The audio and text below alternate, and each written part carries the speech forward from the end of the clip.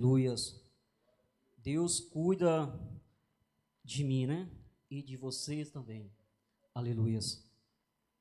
Irmão, antes de eu estar passando o microfone para o pastor, eu vou estar contando um testemunho, vou estar resumindo, porque senão nós fica a noite inteira.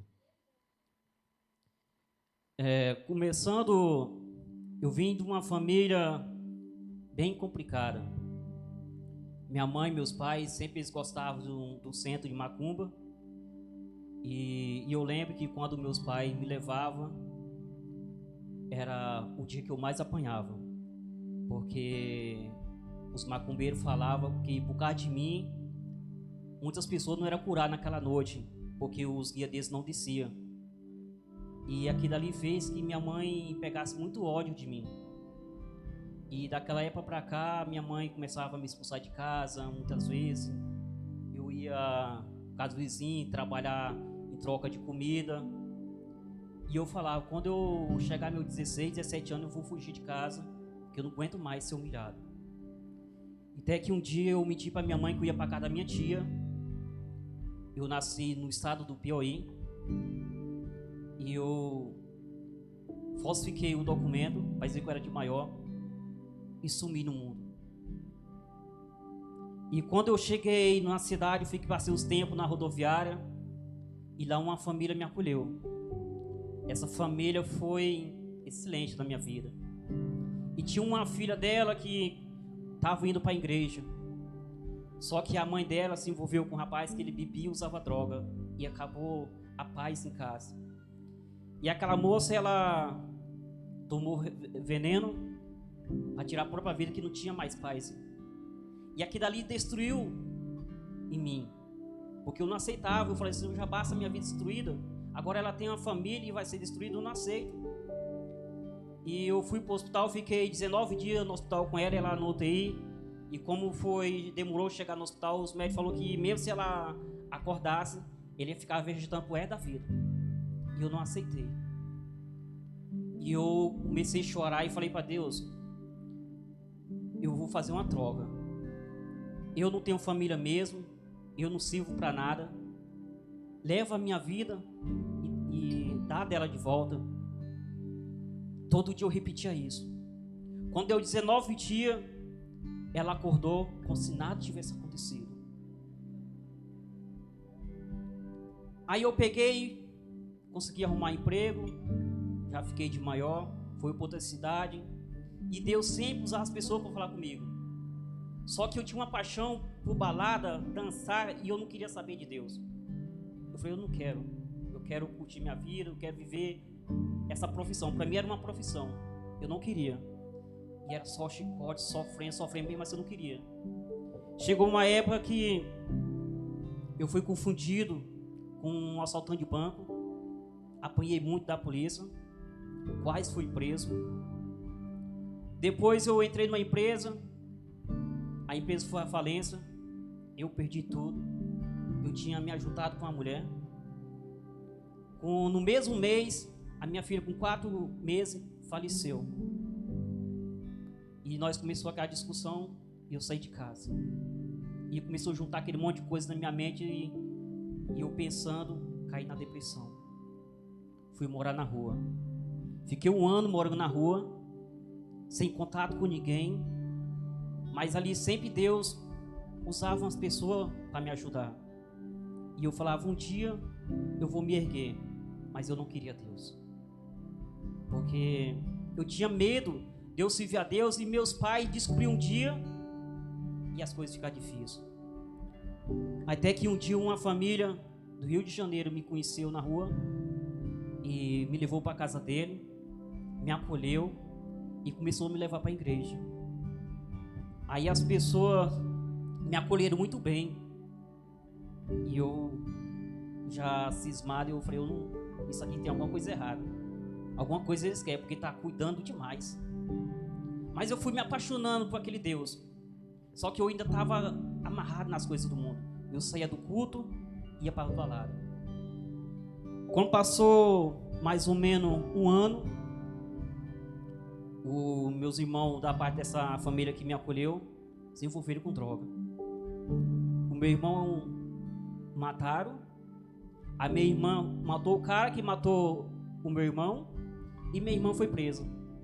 E o marido da minha mãe cortou o pulso dela. Eu falei, agora ferrou.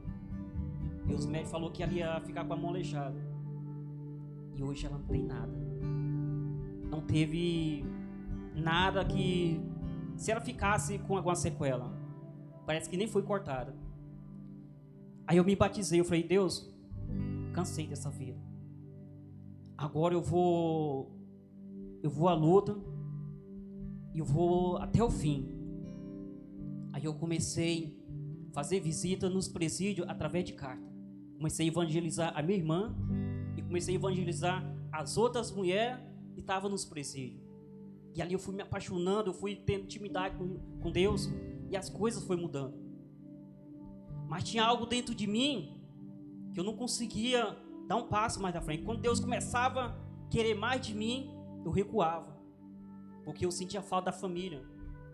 E um dia eu fui num culto, o pastor falou assim, hoje é culto da família. E ele falou assim, cada um se levanta em seus lugares, abraça a sua família e ore por sua família.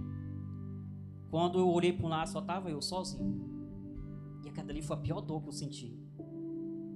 Mesmo eu cercado de multidão ali, eu me senti um lixo. E eu não conseguia ir para frente. Eu falei, meu Deus, eu não sei o que eu faço.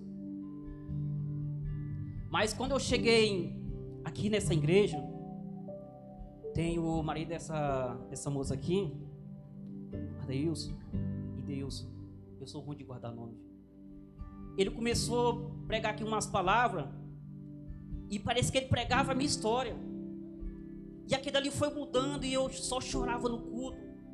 Teve um dia que Deus me deu uma visão aqui sobrenatural. Pouco dia passou aqui, pregou o que eu tive a visão. Quando passou um dia, tem uma mocinha que usa óculos, eu não estou vendo ela aqui. Ela pregou e no final ela falou assim, eu vou contar o testemunho dos meus pais, só que eu não vou envergonhar meus pais. E ela falou que os pais dela tinham se afastado e só ela estava na luta orando a Deus. E ali Deus começou a falar comigo. E ela falou que buscou, até que Deus deu a vitória. E ali Deus começava a falar comigo. É assim que eu faço, filho. Eu vou te dar a vitória. É assim, filho, que às vezes você acha que você está sozinho, que você está passando a luta, que não tem ninguém do teu lado. Mas eu sempre estive do teu lado. E sabe qual foi a notícia que eu recebi esses dias? Uma das minhas irmãs, que eu não tinha nem muito contato, ela se converteu a Deus. A minha irmã, ela pegou 12 anos de prisão. Hoje já está em liberdade e serviu a Deus. A minha mãe, ela se converteu e a maioria da minha família estão se convertendo. E o pastor falou assim, fica em paz, quem está lá vai vir.